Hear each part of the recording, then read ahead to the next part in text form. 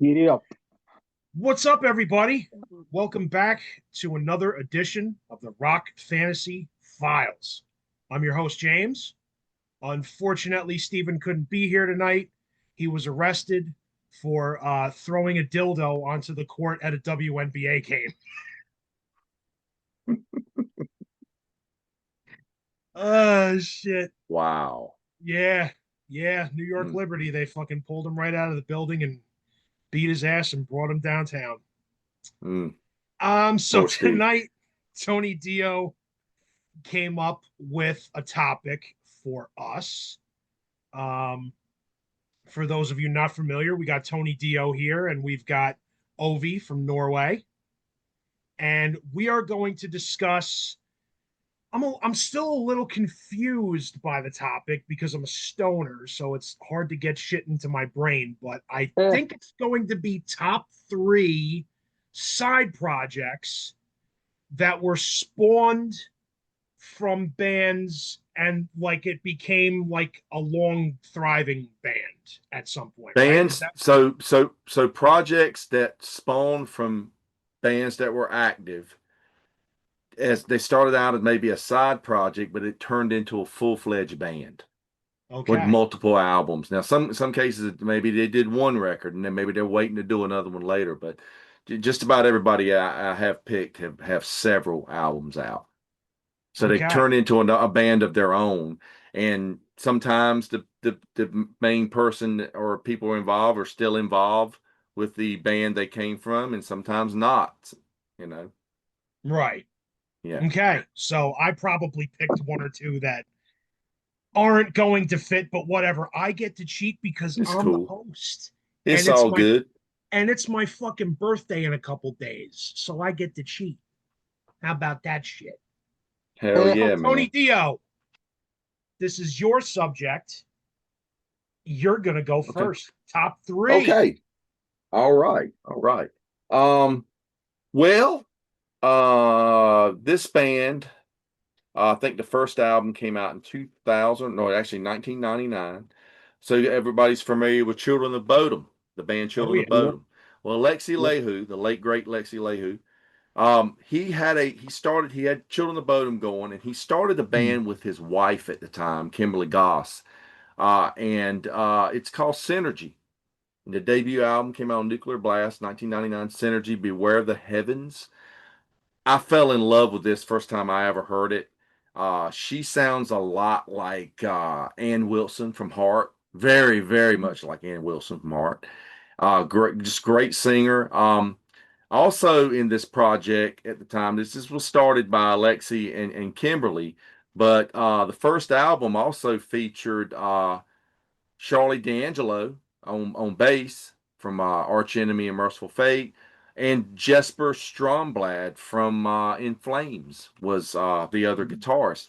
Now Jesper left, and by the second album, which is my favorite album by them, To Hell and Back, um, and it actually came in the red jewel case like that. That was kind of I cool. got that. Um, by then Jesper had left and they had replaced him with Rupe, who is the guitarist, the other guitarist that ended up joining. I think he was in this band first. He was originally from a band called Stone. Stone. You Yeah. guys remember thrash band Stone, Yep. and then he joined Synergy, and then that led to him joining Children of Bodom somewhat later on. But this record, man, is my favorite. They did three albums. This is my favorite. I've even got the advanced copy that had that cover on it before they decided to go with that cover. Nice. I used to get promos from Nuclear Blast back then, and then they did their last and final record was Suicide by My Side, I and like that. it's good. It's probably my least favorite of the three, but it's a good record. All three. I was actually looking to see if they had these on vinyl recently. And they actually released a box set with all three LPs in vinyl. But yeah, good stuff. Just power metal, traditional heavy metal. And like I said, she sounds a lot like Ann Wilson, and just ripping guitar work on it, man. From mainly Alexi, but of course you got, like I said, you got Jesper and you've got Rupe involved on those other two albums. Just really, really good stuff. And it's a shame that they never did anything past those three albums, but they didn't burn out. So they made three good records. I can't say they made a bad one. So that's my first pick. Synergy. Yep. Oh, I thought we were doing three and then Oh, you want to do three? Go and do. Okay. yeah, let's do three and then We're circle back going. and do an honor Okay. list. So next up, I'm gonna go with a band called his first album came out in 2009, Voodoo Circle. This is Alex Bayrot. However you say his name, Bayrot. He was the guitar player. He played in Center and in Primal Fear. Oh, But okay. also, this is his project. It's originally called Alex Bayrot's Voodoo Circle. Also involved in this project is Matt Center, who was in Primal Fear and, of course, Center with Center. Alex. Um, this project comes out, and I've got numerous records from him. The second album was this first one was just self-titled. The second one is Broken Heart Syndrome, and then we have uh, more than one way home, which is my favorite one. Then they did Raised on Rock, and the last one I have is this one was 2020, and this was Locked and Loaded. And these guys sound more like Whitesnake than Whitesnake does since they reformed with David Coverdale. The singer in this band is a man named David Redman. And David was in a band called PC 69, or Pink Cream 69, which is the band that Andy Dearest from Halloween came from. Oh yeah. And but yeah, David was his replacement in that band. And I never thought he sounded like David Coverdale at all. But man, he sounds like him on these records. Um, these records are really, really, really good if you like stuff like Whitesnake and like Coverdale fronted Deep Purple. There's I mean there's songs on here that sound like Bad Boys and Children of the Night. There's even a song on this one called Alyssa that has that it sounds almost like uh it's a takeoff of Perfect Strangers or the dun dun dun dun dun dun dun dun dun, dun that type of play on the keyboards and the guitars. But there's and then it gets to the solo in that song, and he does a perfect mimic of a Richie Blackmore style solo, just like Richie plays that plucky style that Richie does, neoclassical stuff. But the rest of it, he sounds like John Sykes. So I mean, it's yeah. Some people will go, "Oh man, that's just a complete Whitesnake ripoff." But when it's this good, I gotta let it slide. To the point, I wish that David Coverdale had just hired Alex to be his guitar player, and those last few Whitesnake albums could have sounded as good as these. Because I don't think they're bad albums, but these just sound better. So, like I Right. said, Voodoo Circle, check them out. Yeah, I'm gonna have to look them up. I fucking love me some White Snake. Well, you won't be disappointed in these. This is really good stuff. Okay, so now I'm down to I got to go with my boys from Richmond, Municipal Waste, Ryan Waste and Nick from Municipal Waste, the two guitar players, started this band Bat. And Yeah. if you like old school, uh, just old school speed metal, we'll say it's like Venom and Sodom just rolled up into one band. Yeah. That was their Primitive Age cassette. They had the original demo out on vinyl. Wings of They have Chains. Wings of Chains. Yeah, man, good stuff. Got the Ecstasy EP. I got the Cruel Discipline 7-inch. I forgot to bring that out. And here's their latest. They're actually on Nuclear Blast Records now. Uh, Wow. Under the Crooked Claw is their latest record. I'll be seeing them this weekend, this Saturday. They're playing in Raleigh, so get to go see them. But yeah, just a great band, man, just for speed metal. 'Cause I love speed metal. As far as it like the thrash type stuff, the bands that were considered speed metal are really like some of my favorite stuff. Stuff like Exciter, and that's what these guys play. It's just fast paced, just hard driving stuff. And they're a three piece. They kind of got a little bit of Motorhead influence in there as well. The drummer on the original album in demo was actually Felix from DRI, but That's it right. got to be an issue with, I think, with those guys live on the East Coast in Richmond. He's way out in Texas, and just it got to be a problem to try to do gigs and stuff. So they got this guy Chris charged in. Man, he's great, and they're still just going strong. And if those guys aren't out with Municipal Waste, they're doing bat shows somewhere. So just love those guys. So yeah, Bat, that's gonna be my third pick. And we'll go back Awesome. around for some honorable mentions. Yeah, got a few more. Hell yeah. Good picks, Tony. Ovi, Yeah. what do you got? Give us your three. Well, this was a lot harder than I thought because I was like, oh, I like that band. I like that band. And it's like, no, this is not side projects. This is new projects from dissolved bands or whatever. So I had to like really reshape my search and kind of dig deeper and see what I find. So I managed to find some at least. I'm going to say number three, I'm going to do Divine Heresy. And Ah, Divine Heresy is Dino Carrera's Fair Factory side project back in 2007 and 2009. They had the yep. first album called Bleed the Fifth and Bringer of Plagues.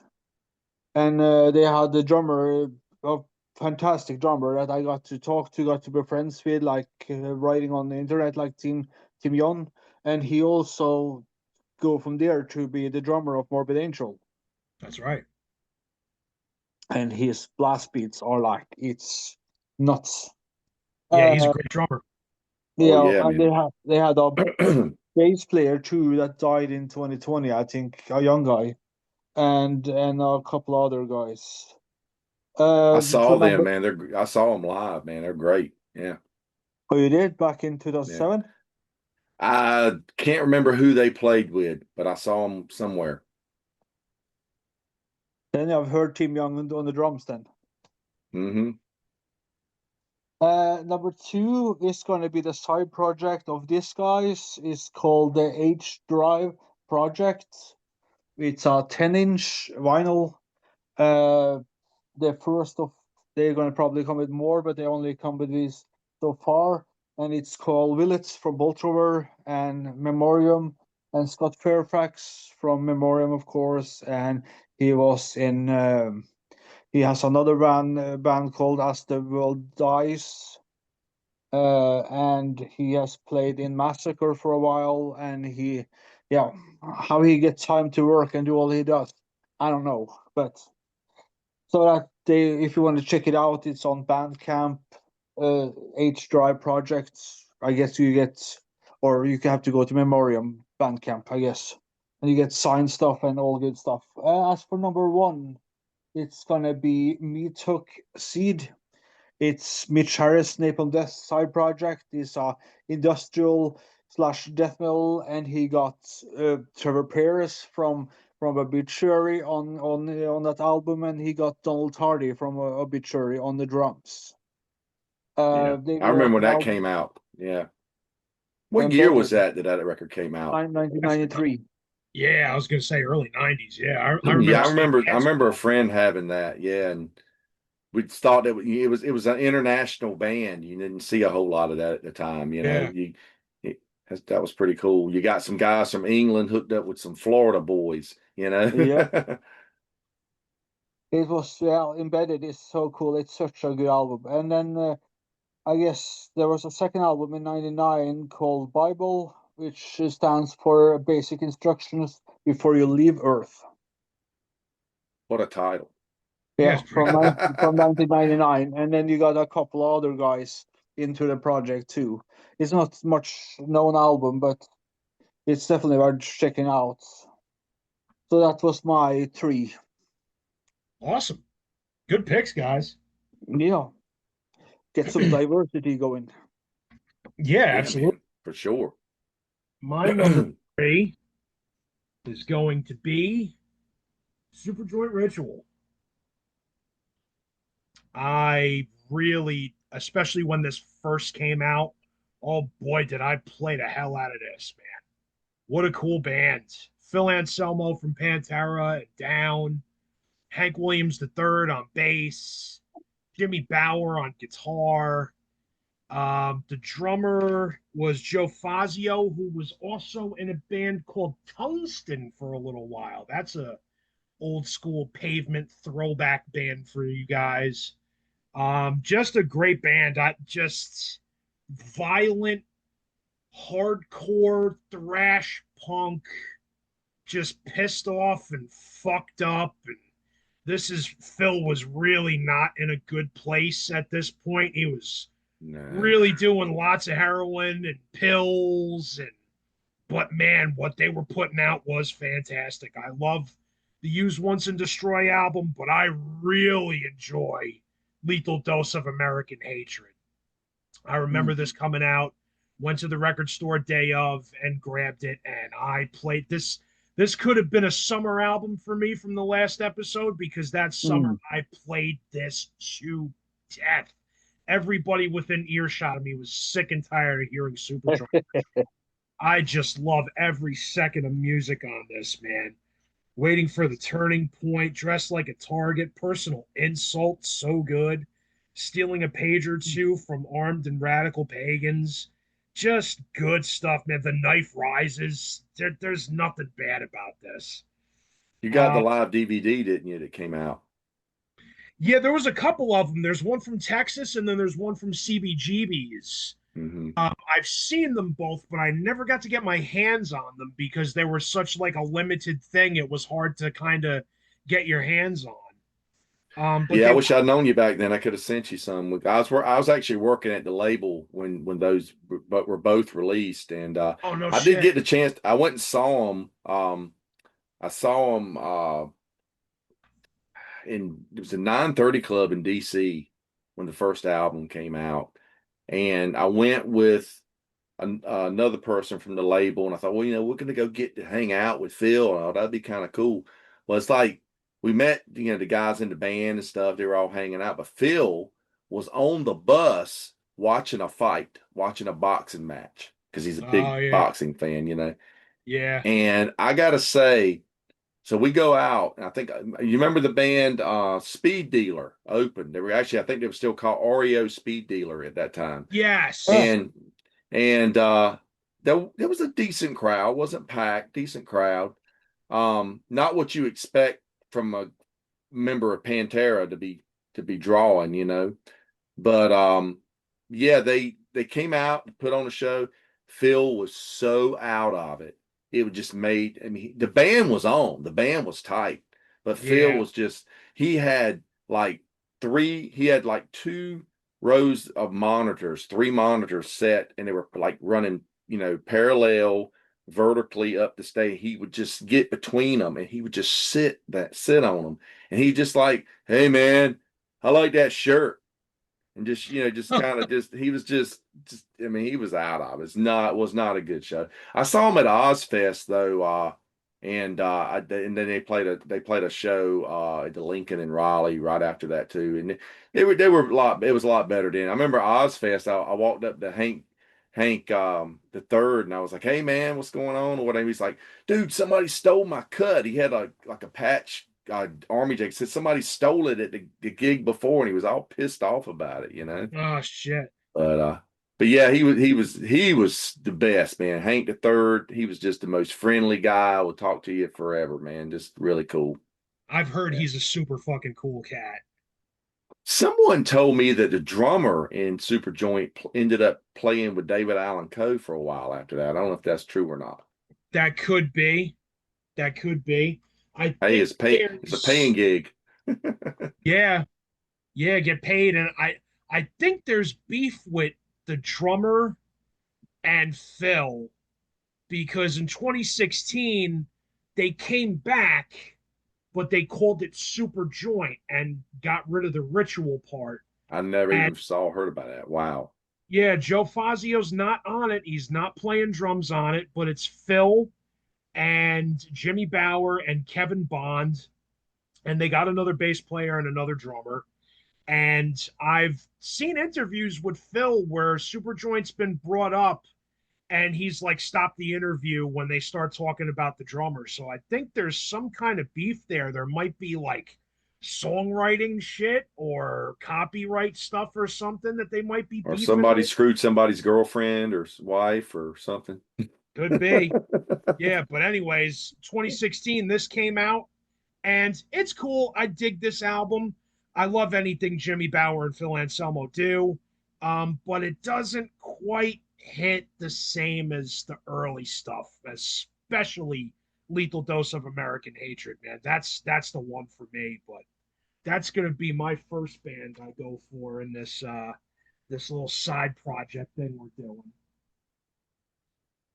My next one is going to be Audio Slave. So I think this is kind of a cheat because it's a band that formed from the demise of two bands. But whatever. I'm cheating because I'm the host. So Ugh. And the seeds were planted when those two bands were still together, because I'm sure because they toured together and stuff during Lollapalooza. right, yeah, they did Lollapalooza together.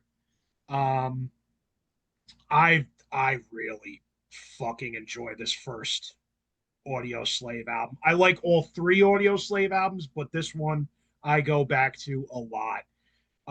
It's no secret I'm a Rage Against the Machine fan. We've done episodes where, I've made them the number one for that year. I think 99 maybe, for Battle of Los Angeles. And I am a huge Chris Cornell fan. So put those two together, and it's really not like Rage Against the Machine with Chris singing. It's a completely different thing. It's a lot more hard rock. It's a lot more classic rock. It's almost got some kind of soulish parts in it too. Man, just the rhythm section of Tim Comerford and Brad Wilk is just unbeatable, man. Those guys are fantastic. And you put Tom Morello's killer guitar shit and Chris Cornell's awesome voice over top of it, and you can't miss. There's not a bad moment on the debut.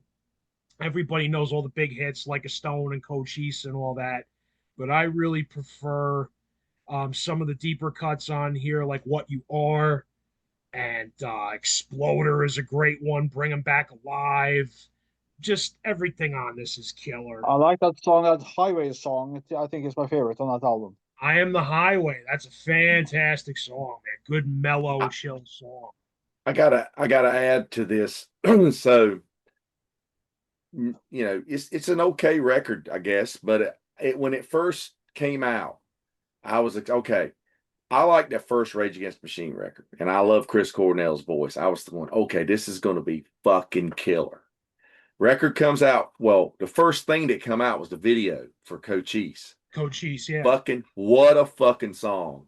That's what I was expecting. I mean, it's just slamming Rage Against the Machine type song with Chris Cornell just wailing over it. And then they got that video and the firework pyros going off. And I'm just like, yeah. When I bought the record, it was like, that was the only thing that I thought was great on it. It's just, I mean, I guess I was disappointed that the whole record wasn't like that. You know what I'm saying? It Right. is a Yeah. lot more mellow. It's a little more, Oh just yeah. like you said, a little more engulfed in the classic rock stuff. There's some, moody stuff on it. Just not what I was expecting. That's not saying it's a bad record. It's just it was not what I was expecting. So it was kind of a letdown to me.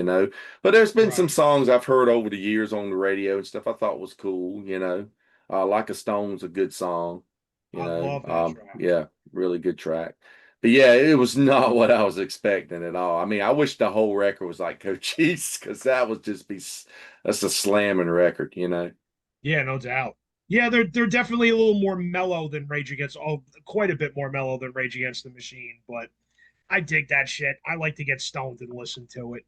Second album was good too. Second album really came out to not much fanfare out of Exile. I like this. This Yeah. one's even a little more mellow than the debut. Yes. Not quite as many rockers on this one, but still a good album. Still a good chill. You know, it's like Sunday jams. I consider it. Yeah, Um, yeah, yeah. and I also really like the third album a lot better than the second album. Yeah, the third album Revelations. I got a little more speed to it. It's got a little more oomph. Yeah, yeah, definitely a lot more upbeat. I like this one better. One and the same is great. Sound of a Gun is one of my favorites on here. Jewel of the Summertime is another big one I Yep, love off that's a good one. this.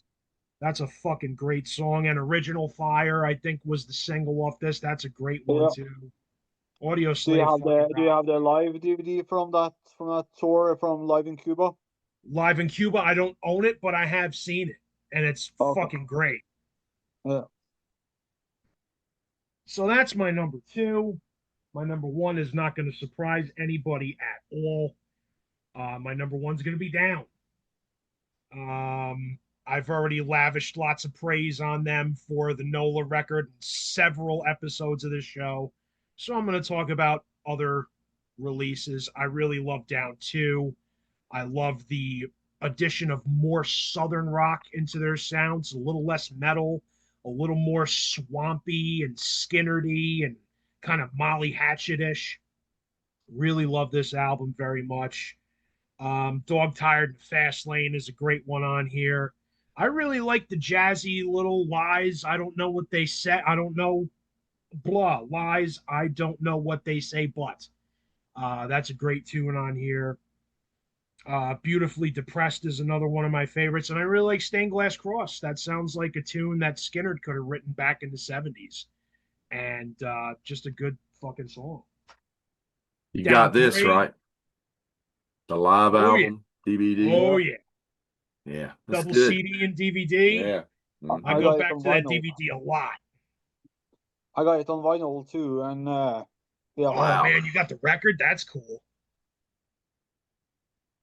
The third album is so good. I mean, it's so overlooked. The third album, like, it's so good. And if you get the Japanese version, you get a different track, extra track on it, Wow. which is actually a lot better than most of the tracks on the album. Yeah, I forget the name of the song, but you're right. There is a Japanese bonus track. It's a good fucking song. Yeah, I love It's that. about when you die of it's about the fear of it's something the fear of and something invest in fear. Yes. And it has such a Jimmy Bower riff. It's such a good riff. Basically, it's about dying of a overdose, I think, and you feel like you're in your grave, and you try to get out of it. But Yeah. drugs is like investing.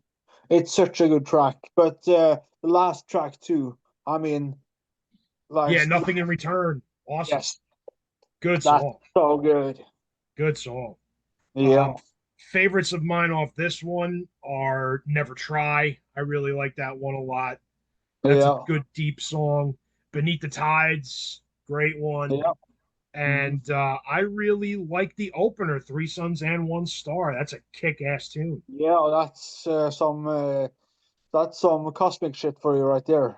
Absolutely. And I love the EPs. We were Yeah, promised that there was going to be four of these at one point, that there was going to you're right. be, yeah, there was supposed to be four EPs I got back in, vinyl, CD, and T-shirts of the first one at least.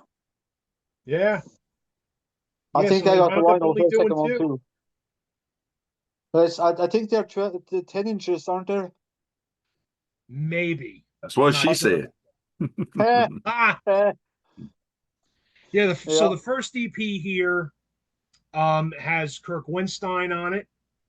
yeah, And this is also where we see the introduction of Pat Bruders on yeah, bass with the first EP here.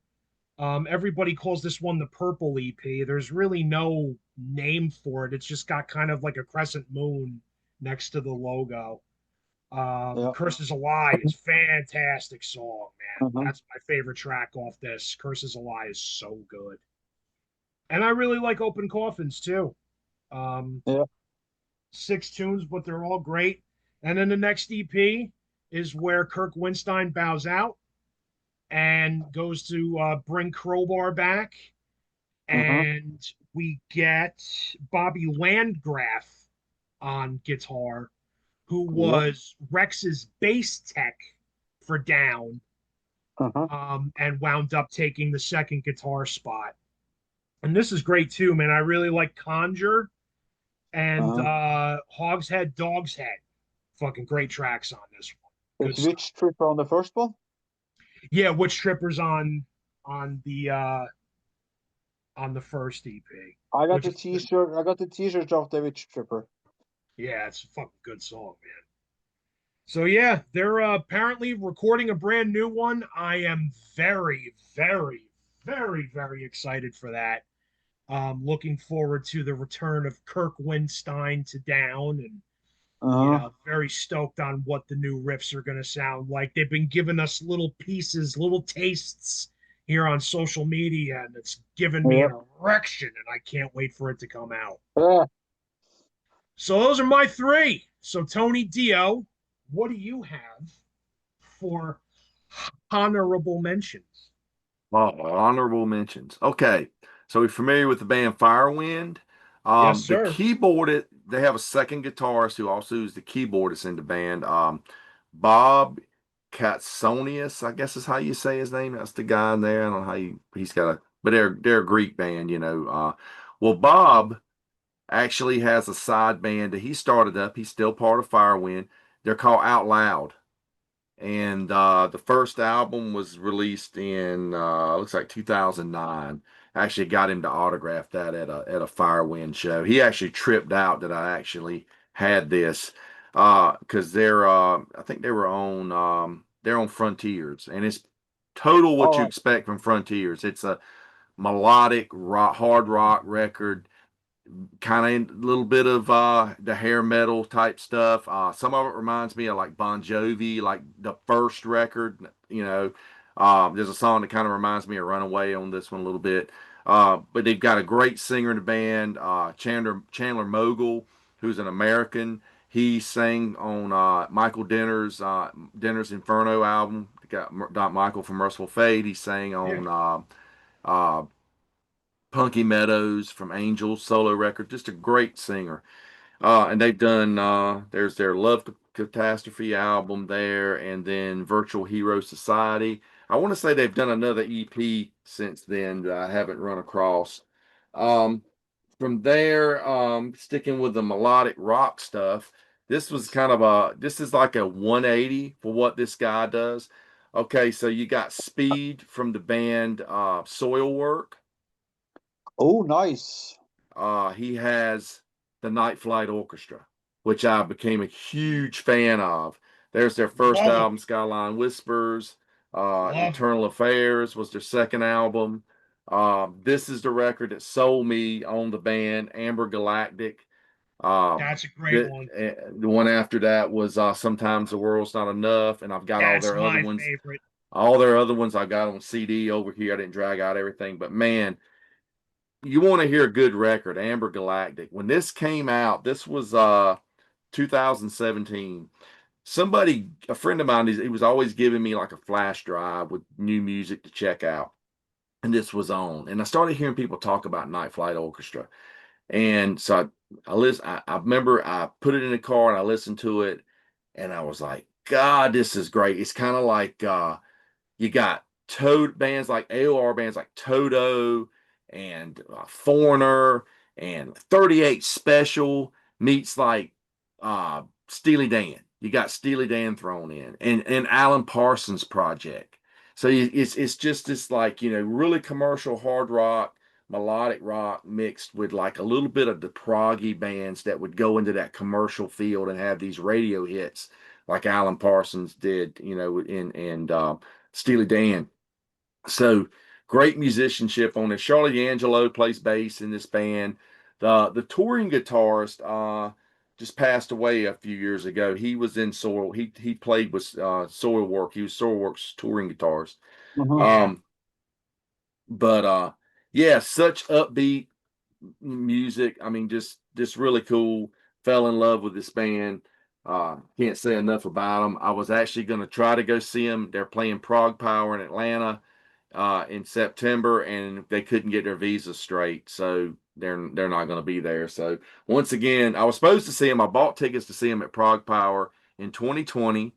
Of course, the world shut down, so I didn't get a chance to see him. So I'll probably never get a chance to see him.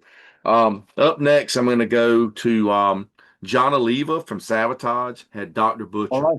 and this is with Chris Caffery on Yeah. guitar, and they were both still. John never left Sabotage. He was always there. He stepped away from the frontman position for a while there and was writing behind the scenes when they brought Zach in, but he still wanted to do some metal, like old school Sabotage.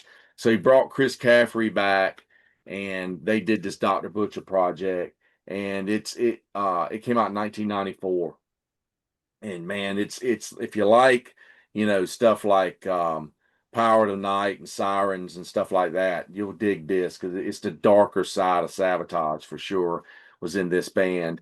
And last but not least, it's just a continuation of John. John, after there in the later years of kind of when Sabotage was kind of stopped touring and became Trans-Siberian Orchestra, he came out with John Oliva's Pain.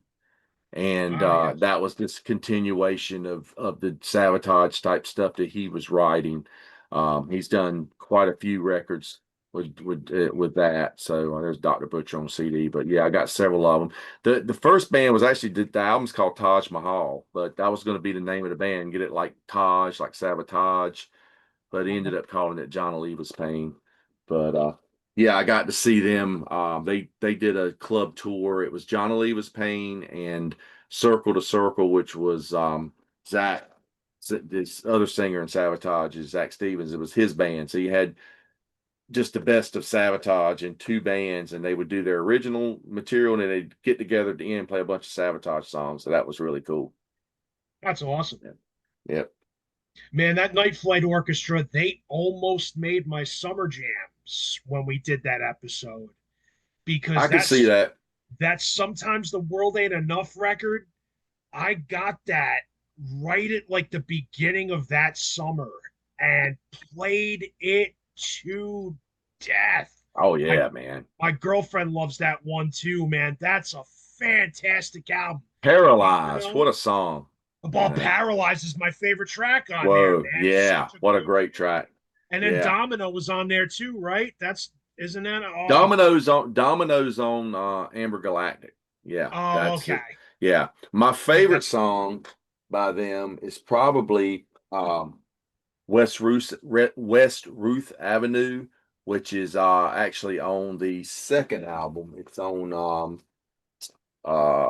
Internal Affairs, the second album. yeah, Um but yeah, that's that song, West Ruth Avenue, folks. If you look it up, it's a great song.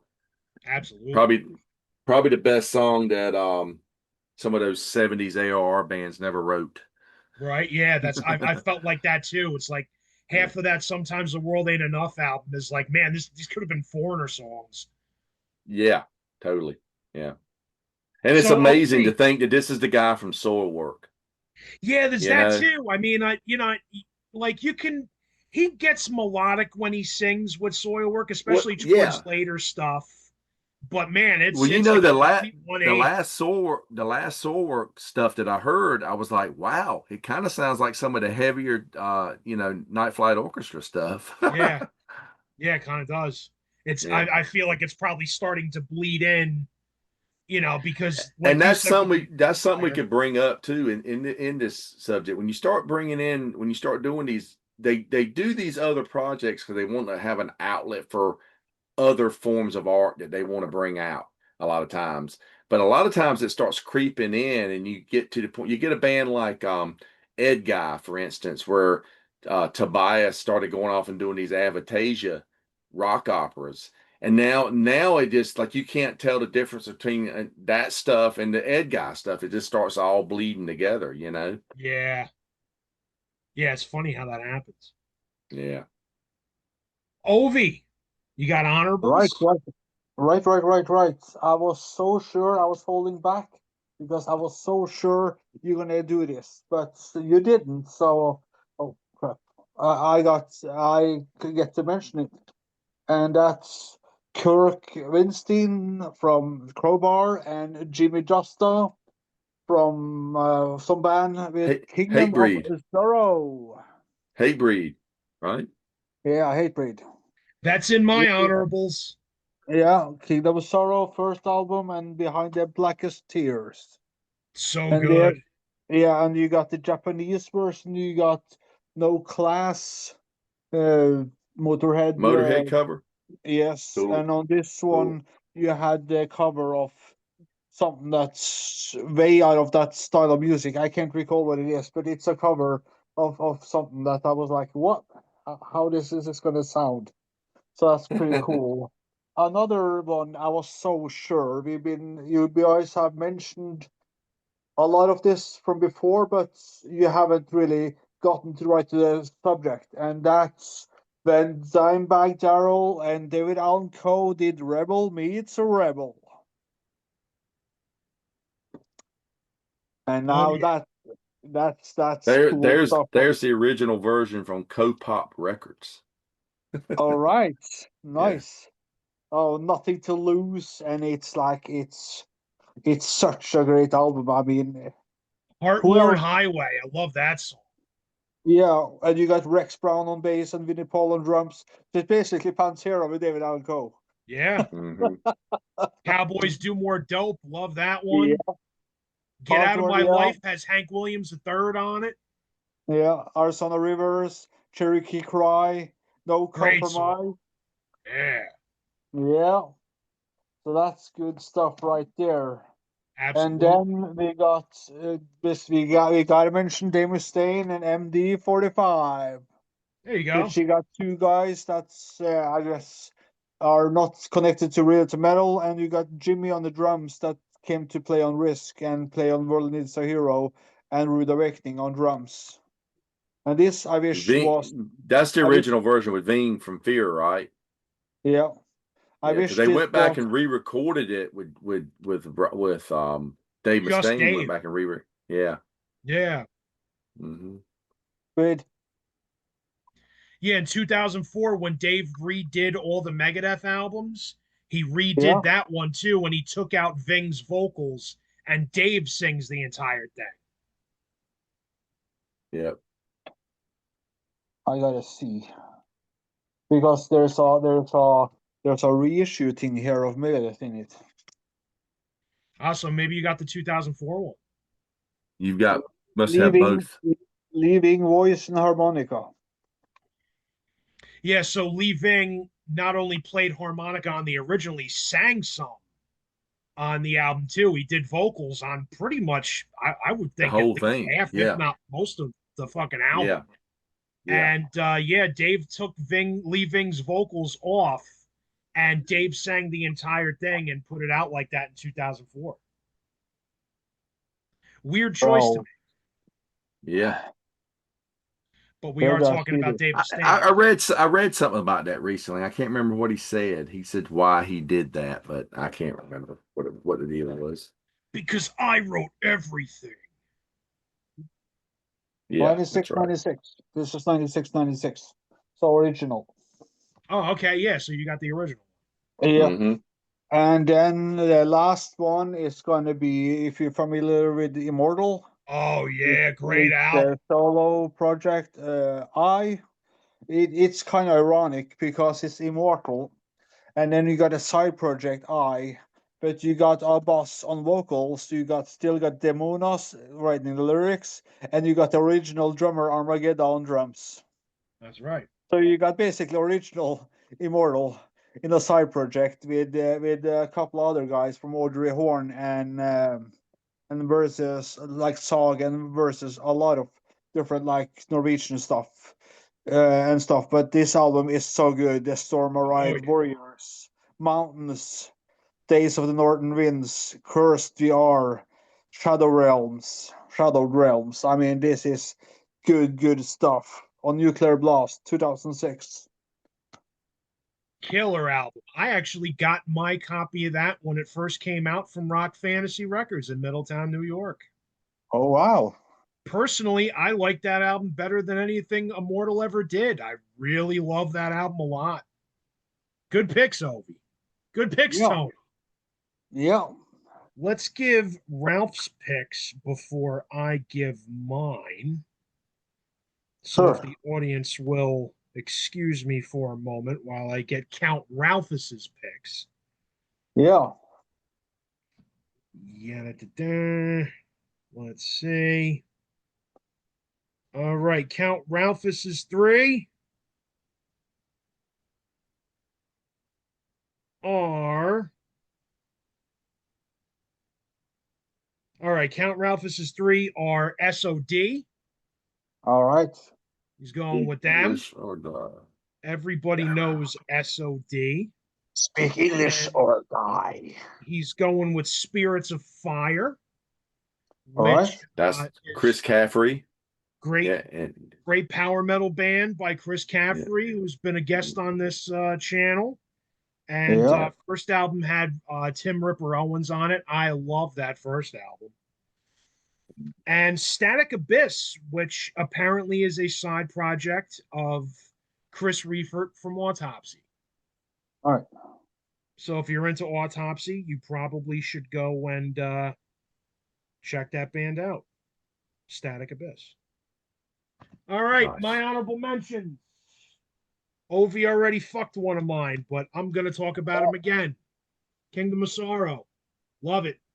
Both albums. Amazing. Yeah. This is Crowbar with Jamie Josta chiming in every once in a while. It's got moments where it's sort of hate breed-ish, but to me, I literally was lifting weights earlier this afternoon to this album, and it sounds like Crowbar with Jamie Josta chiming in. I love this. Man, the breakdown at the end of Free the Fallen will make you want to destroy your house. So good. So good. Yeah. And Behind the Blackest Tears, I might give the edge to this one. I might like this one just a little bit more. It's better, yeah. Especially the tune God's Law in the Devil's Land. So southern, so dirty and grimy. Love it. Love it. I love everything Kirk Winstein does. So that's one of my honorables. I'm also going to go with Righteous Fool. Really like this album a lot. So you've got Reed Mullen and Mike Dean from Corrosion of Conformity on bass and drums. Mike Dean does the vocals, and you got another guitar player in here who was buddies with those guys, Jason Browning. And this really, to me, is kind of just a continuation of the self-titled album and Nine, which they did while Pepper was gone.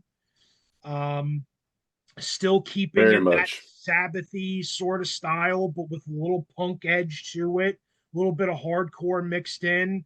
But yeah, if you like that self-titled album and Corrosion of Conformity 9, you'll like this one a lot. It's good stuff. Good, down to earth, fucking homegrown Sabbathy riffs. Asteroid is a killer one off this. Do a really interesting cover of the Green Manalishi on this. It's really different and not like the original or the Priest. Well, they did that originally. COC did that on the Eye for an Eye album. Oh, Green Manalishi? Yeah. Oh no, so shit. they probably did. So they probably just. I think it's the same way that they did it on the original. Yeah. Because anybody that's ever heard the original version of that song by Fleetwood Mac would go, that don't sound anything like the Judas Priest version. True. Nope. Yeah, true. Yeah. I found out the Japanese bonus track on Behind My Blackest Tears, and that's Guns N' Roses with It's So Easy. Oh. Imagine Kirk and Jimmy Justa singing It's So Easy.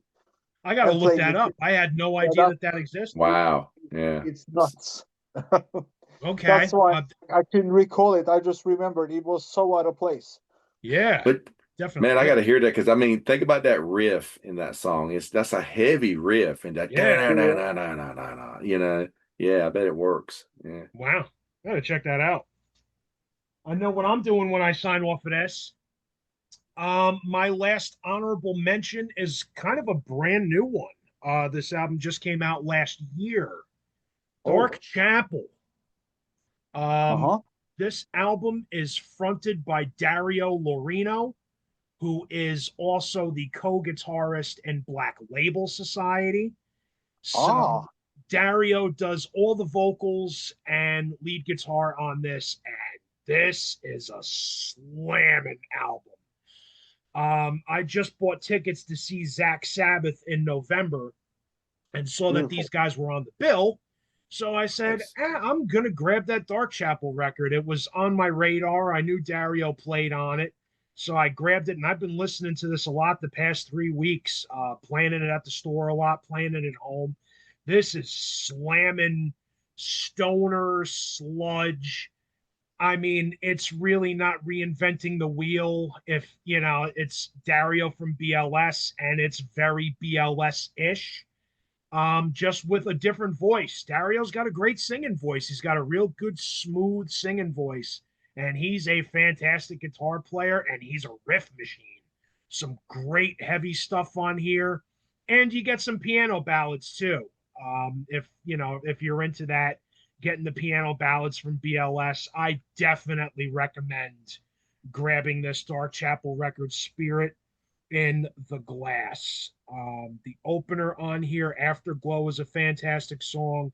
I really like Uh-huh. Corpse Flower is a killer tune, and All That Remains is a great one. Nice, catchy one. Good tunes off this. Great band. Great guitar player too. Yeah. He played with Lizzie Borden for a little while. Oh, Um, really? but if I'm not mistaken, isn't he the same one when he was a kid, when he was like a teenager, he was playing like Sebastian Bach, and then he kind of moved his way up through the years.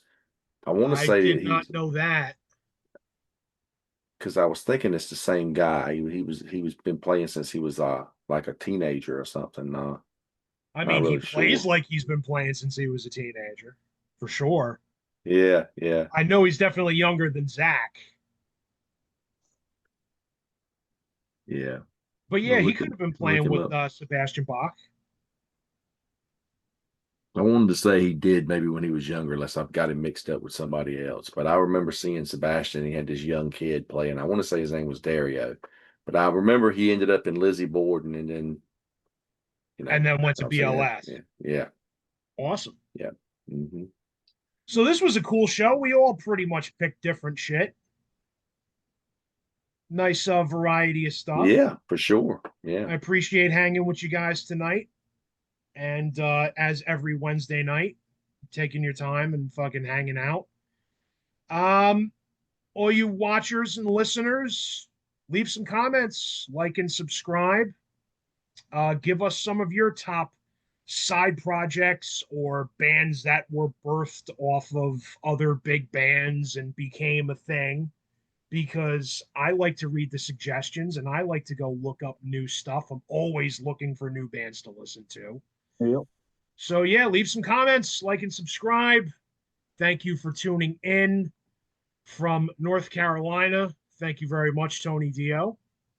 From great to be here. Thanks. Norway, thank you very much, Ovi. Good to see you Uh-huh. again, as always. And Yep. from Connecticut, I am going to say goodnight to all of yous, and we'll see you next week. Later, everybody.